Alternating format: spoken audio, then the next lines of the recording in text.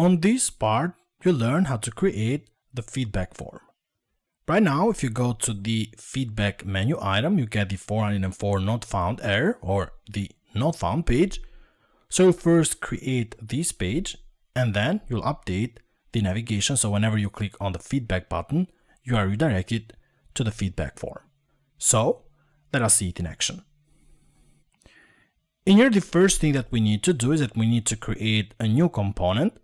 So for that, I'll need to go inside the source, then app, and then in here, I'll just right click on the components, right click, and then open in integrated terminal.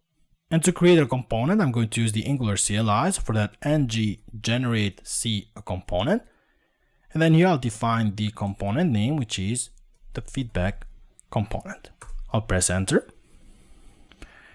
You see that the component was created. So here on the components folder, you have a new folder, feedback folder. And inside this folder, just scroll up, you have 4 files, the unit test file, spec.ts, the TS, HTML, and CSS. And then if you scroll down in here and go to the appmodule.ts file, you'll see that inside this file, we have the feedback component.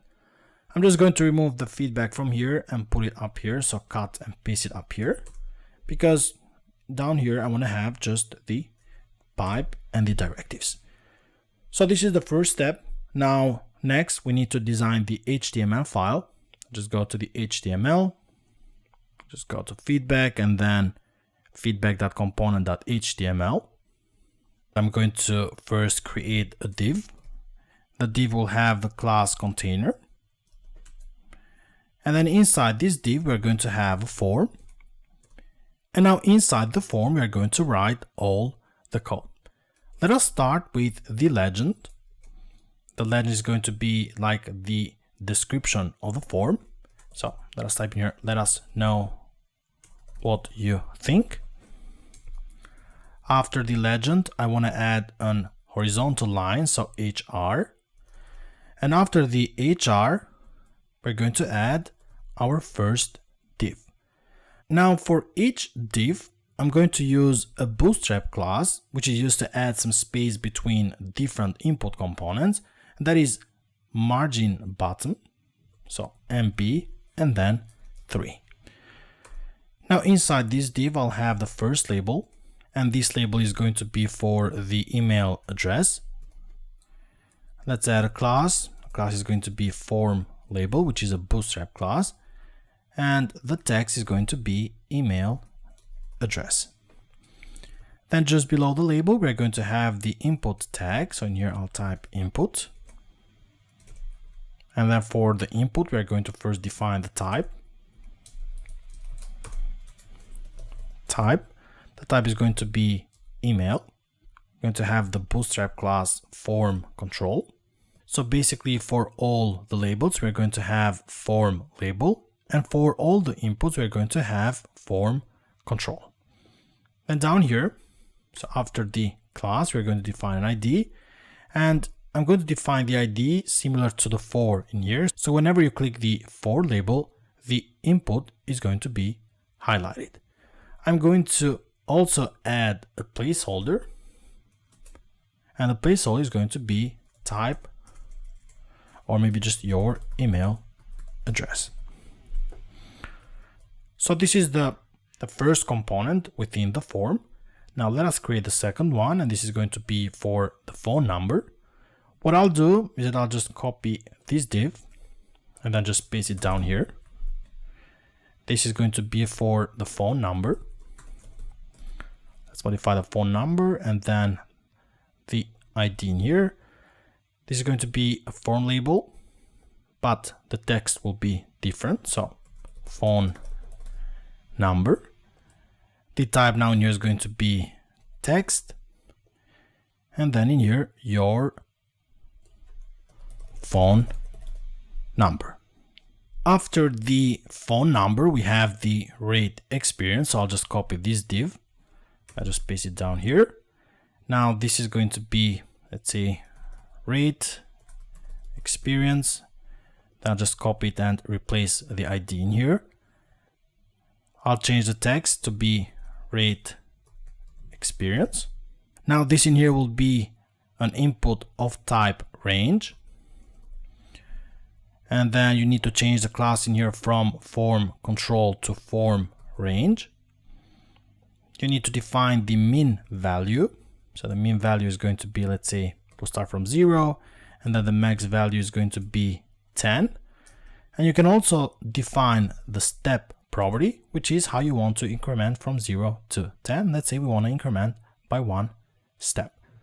The ID is going to be, we said, rate your experience, and this one doesn't take a placeholder.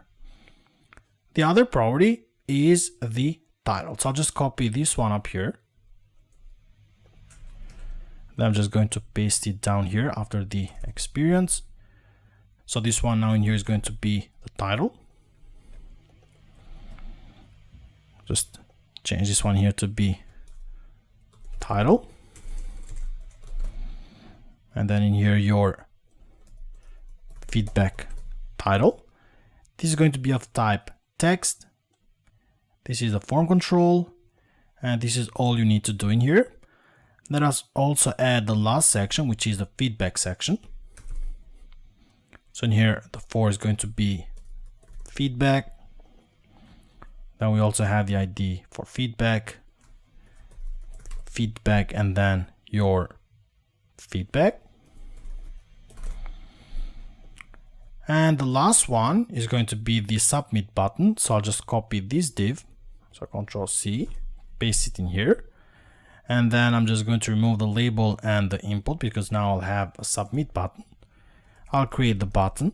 So button, the type is going to be submit. The class is going to be btn, then btn primary. Inside the button, you have seen that we have an icon. So I,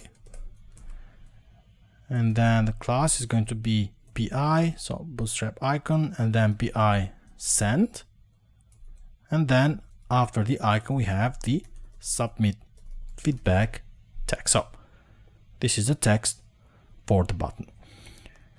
Now this is all you need to do.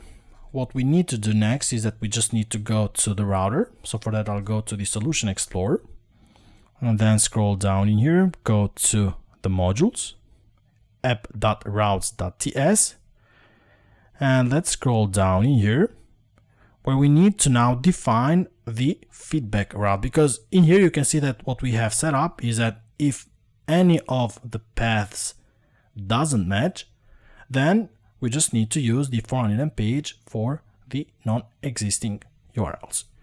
So let's just scroll up in here. I'll just comment out, or I'll just comment in this line.